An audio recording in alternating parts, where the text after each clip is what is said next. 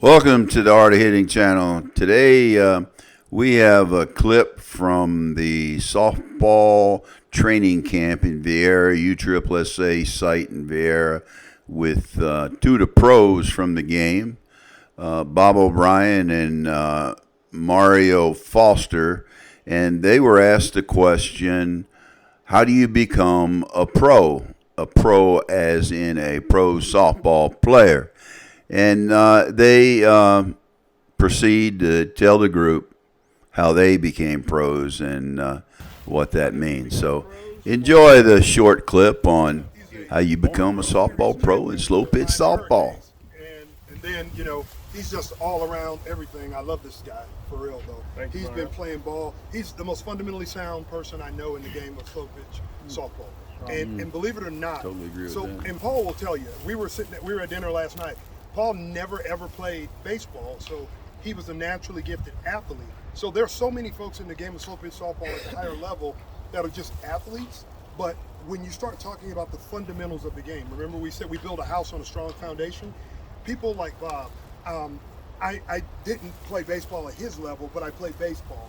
And even when I went in active duty Army, I played competitive softball. And then in the police department, I played on the police World Series circuit. So I believe in the fundamentals we're talking about, right? Because I believe that what we're talking about, unless you're just naturally gifted, what we're talking about will build you a foundation that you will have a strong house. And you will take bits and pieces of what we're saying, and that's what will elevate your game. Because when you play against the best competition, that's where sponsors and people and good teams will see what you're doing. A lot of times we will sit together out here and we'll watch campers, whether it's the regular spring training camp or the senior camp, and we talk about, man, you see the foundational things that person is doing, they're fundamentally sound. I wonder if they did this, that, and the other. And then you find out maybe they play some tournament ball, but they've never been able to play on a bigger stage. So folks like Bob, I mean, he's just been a stud from his college days all the way up. And it's folks like me that I find opportunities to play against teams like his so that someone can see me and see that I know the fundamentals and that I can also be repetitious. And I'll take what Paul said earlier about McDonald's, I'll do you one better, Chick-fil-A. Chick-fil-A. No matter what Chick-fil-A you go to, it's always the same. McDonald's, I don't know. Chick-fil-A, we all know the foundation. And I say that in all honesty. My capstone project, when I was graduating from the FBI National Academy, they gave us leadership traits to write on. And so the business they gave me was Chick-fil-A. So I found one of the Chick-fil-A owners outside of Quantico, sat down and talked to him, and he gave me the full breakdown. They are the most regimented, fundamentally sound business that I've ever heard of, but it's not just the food, it's the model. And that's how you get to the higher level, by being fundamentally sound, playing the game the right way. It's not how far you hit the ball, it's being a good teammate, it's playing the game the right way, and in every aspect. And trust me, those things will carry. But Bob, I'm sure you may. Yeah, it's when you're doing things right, people notice, and then if they're in a position to help you represent their brand, you see it with actors and people doing commercials. They're now asking that person to represent their brand. If that person goes and does some bad stuff, they're going to get rid of you real quick.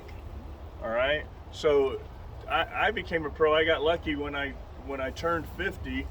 I just hooked up with the right people, and then played a year, and then somebody who was in that position, who worked for the Mike and Worth organization, said, we like what you do, we'd love to supply you with equipment. All right, what am I going to say? Sure, I'd love that. So we sign a little contract and we get free equipment. So if I happen to win an MVP at a tournament, all right, and I'm swinging a Worth Mike and bat, and I'm representing myself well and my team well, somebody might come up and say, hey, great game, congratulations, tell me about that bat you're swinging.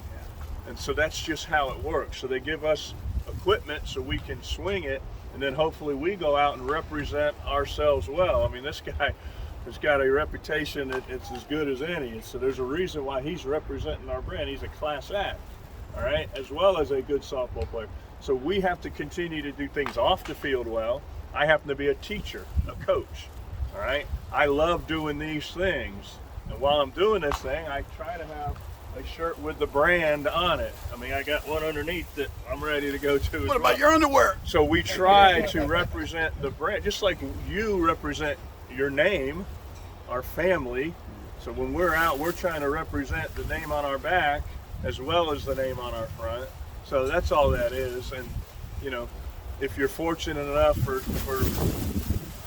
them to give you some bats to sell and you can keep the money, or you sign a contract and they pay you a little bit of money to help represent it, then that's great. All right, but that's all that is. The pro thing, we're not making $2.5 million a year and bitching about that like some of these professional baseball players. But just continue. That's all that is.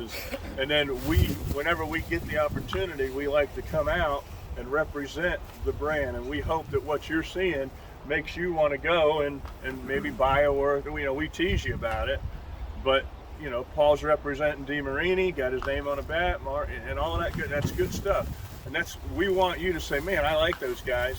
Maybe I'll try when I have a decision to make on a bat. Maybe you'll go to a work because it's got Mario's name on it, and it's a pretty damn good bat. And I've ordered me a Mario Foster bat to put one in my bag. So that's all that is, all right? But then we do try to, whatever expertise we have, we try to share it with others, and then we put it on Facebook. Let me stop you right media. there for a minute. I got to get something in here for my video and for these guys. Okay. I do a lot of this, and I know a lot about softball. There's a lot of guys that play softball and good softball players that can't explain it.